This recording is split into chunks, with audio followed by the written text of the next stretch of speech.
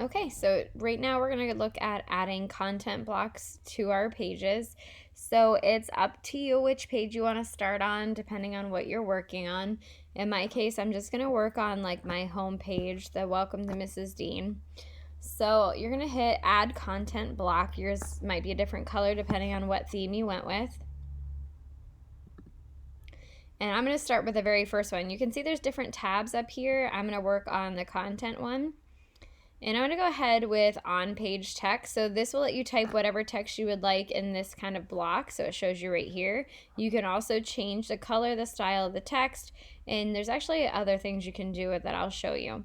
So I basically use this to do announcements, anything that I wanted all the students to see, sometimes explanation of something. Maybe it was posting our Zoom link for the week. There's just endless things. Whatever you would need to type for, you can use this for basically.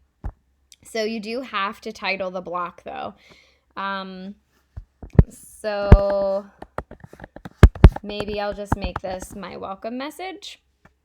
And you can choose to actually hide the title if you don't want a title, so you have that option too. All of these buttons here all do different things. Most of them you've seen before, especially using Microsoft Word, things like that. So you're pretty familiar with. Here's your cut, copy, and paste tools, which if you're using your Mac, you know that you can just hit Command C or Command V. This is where you can bold, italicize, and underline your words. You can do the strike through if you would need that.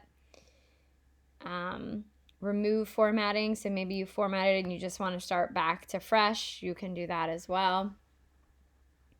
Here you have some subscript options.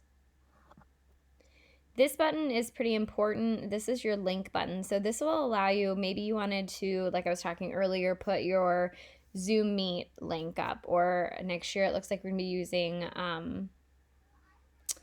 Google Meet or the Microsoft's Meet. I forget what they're actually, is it called? I don't know. I don't even remember what it was called right now. But they're virtual chat. So this will allow you to make a link to anything, a website, whatever it might be. You can't just type in like www.google.com. It's not going to be a clickable active link. You have to use this button, and I'll show you that in a minute. Then you have your option to have all your font on the left side, center, right side, justified. You have your number and bullet options. Here is your indent option. Here you can do block quote. You can add a table. You can add emojis. You can insert special characters, so this is helpful for those of us that teach math.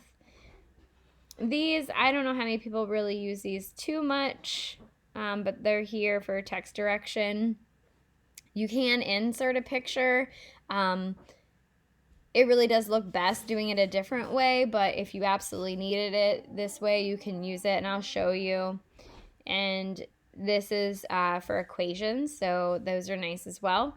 Down here you have your style, so that's going to be like your body, your header, what type of, you can do quote, title. So you can mess with this. I don't usually mess with this too much. I usually just go ahead and do different sizes, different fonts. You can change the color of your font. If you don't like any of these options, you can always hit more and pick out of the color wheel. Wherever you find one that you like. I'm not doing very good picking right now. So right here it shows the color that you're on. Maybe I want that one. I'll hit OK. And I can go ahead and start typing. So say I want that to be bold. We can hit the bold. Oh, and unhighlighted on me. I'll hit bold again. There we go. Maybe I want to make it extra large so it stands out. Change up our font a little bit. You can pretty much do whatever you want there. You can change the background. Maybe you want the box to be black around your words. So I'd go here. Sorry, I have to remember to always highlight. So it helps your words stand out a little bit, almost like a highlighter.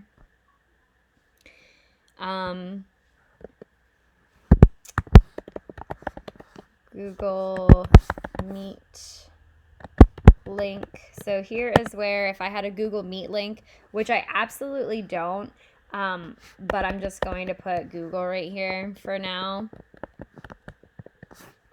So what you do is you would highlight whatever you wanted them to click on to go to that link or website. And you would hit the link button. You want it to either go to a page in this class, and maybe you wanted it to link back to a page you already created. You can do that and pick whichever page you want. Maybe it's a file. You would add the file here, and it would automatically open the file. You could a link to maybe email, so maybe you want them to be able to email you. For this case, I'm going to just put a website right now. And here, oh, that's funny. I don't know what this Google meeting was, but we'll put it here anyways. And hit OK. And right there, you could actually have the students click, and it will put them right into the Meet.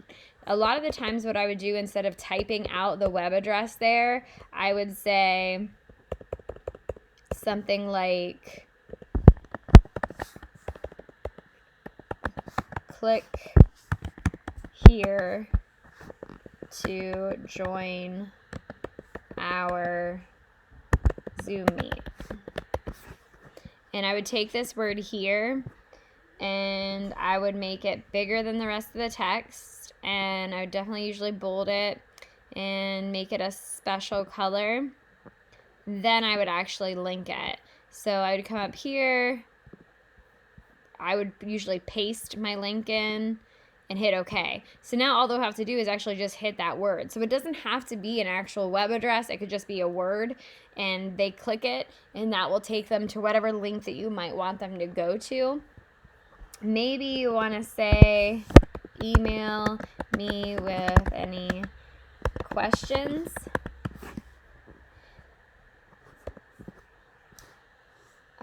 You could take the word email and make it a link to your email. You could just highlight that, hit link, email address, and here I'd put my email address in. Maybe this was an assignment. You don't have to put that in. It is not required. The students can put it in themselves, and then they can fill out their own body. And you're going to hit OK. And they'll go ahead and click right here, and they'll be able to email you right from that link. So there's all kinds of things you can do here, just kind of playing around, having fun. It all depends on what you want it for, but definitely a lot of options here. And then you can also choose where you place it. So there's not a ton of options, but you can choose to either have it at the top of the center column, the bottom. You can have it on the right-hand side. Typically, I always just put stuff at the top or the bottom, and then I move them later. So I'll put it right here for now, hit save. Right now I have nothing on my page, so it's here. Now, what if I wanted to actually move it to the right-hand column? Not a big deal. If you notice, if I click here, it says drag to move. So if I just click that and drag it, I can put it over here in this column, and my message shows up here. So you can move these around, up, down, right, or left, wherever you want to put them. And that is it for text box, and we'll start the next one.